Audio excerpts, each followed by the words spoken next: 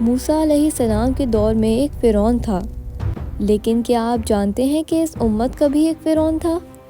ایک ایسا شخص جو جاہل نہیں بلکہ مکہ کا سب سے ذہین انسان تھا۔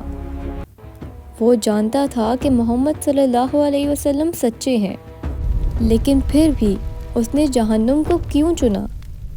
وجہ کوئی شک نہیں تھا، وجہ تھی اس کی ضد۔ میں کسی کے کہنے پر نہیں چلتا، مکہ میرے فیصلوں سے چلتا ہے۔ لوگ اسے ابو الحکم یعنی عقل کا باپ کہتے تھے، لیکن اس کی عقل پر اس کی سرداری حاوی تھی۔ کعبہ کے اندر 360 بت صرف اس کے خدا نہیں تھے، وہ اس کی طاقت تھے۔ ابو جہل کو معلوم تھا کہ اگر مکہ میں لا الہ الا اللہ کی آواز گونج گئی تو ان بتوں کے ساتھ ساتھ اس کی اپنی سرداری بھی ختم ہو جائے گی۔ اسے خدا سے نفرت نہیں تھی، اسے اپنی سرداری چھن جانے کا ڈر تھا۔ ابو جہل کا تعلق بنو مخزوم قبیلے سے تھا اور نبی کریم صلی اللہ علیہ وسلم کا تعلق بنو ہاشم قبیلے سے۔ جب نبوت کا اعلان ہوا تو ابو جہل نے اپنے دوست اخنس کے سامنے وہ بات کہی جو آج بھی تاریخ میں محفوظ ہے۔ اخنس، ہم نے بنو ہاشم کا ہر چیز میں مقابلہ کیا۔ انہوں نے کھانا کھلایا، ہم نے بھی کھلایا۔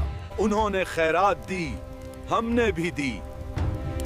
ہم برابر کے گھوڑے بن گئے تھے، لیکن اب وہ کہتے ہیں ان کے پاس آسمان سے وحی آتی ہے۔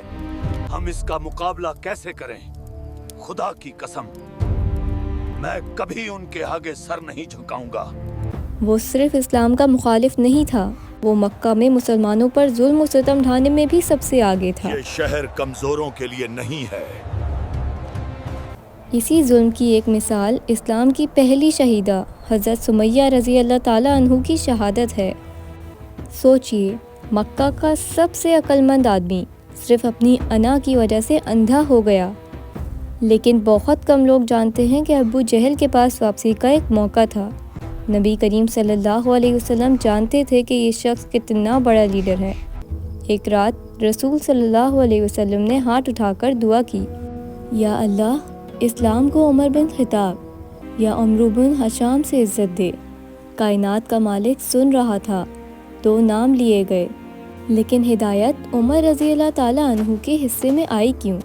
کیونکہ عمر رضی اللہ تعالیٰ عنہ حق کی تلاش میں تھے اور عمرو بن حشام ابو جہل اپنی سرداری بچانے میں لگا تھا۔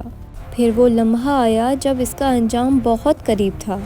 بدر کا میدان، ابو جہل اپنی پوری فوج لے کر آیا اور کہا، آج اس قصے کو ہمیشہ کے لیے ختم کر دوں گا۔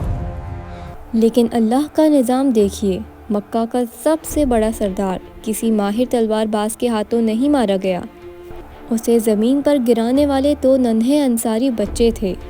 جس رعب اور دبدبے کے لیے اس نے اسلام کو ٹھکرایا تھا، وہی عزت مٹی میں مل گئی۔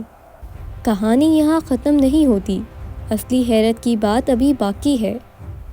جب عبداللہ بن مسعود رضی اللہ تعالیٰ عنہ، جو کبھی مکہ میں بکریاں چراتے تھے، اس کا سر قلم کرنے آگے بڑھے تو ابو جہل نے موت کو سامنے دیکھ کر بھی توبہ نہیں کی۔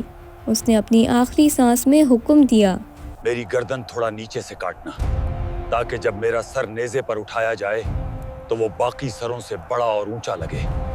موت کے وقت بھی اسے اپنی گردن کی اونچائی کی فکر تھی، جہنم کی آگ کی نہیں۔ یہ تھا انجام اس شخص کا جو سمجھتا تھا کہ وہ خدا کے نظام کو ہرا سکتا ہے۔ اگر آپ بھی اسلامی تاریخ کے ایسے سچے واقعات دیکھنا چاہتے ہیں تو چینل کو سبسکرائب کریں۔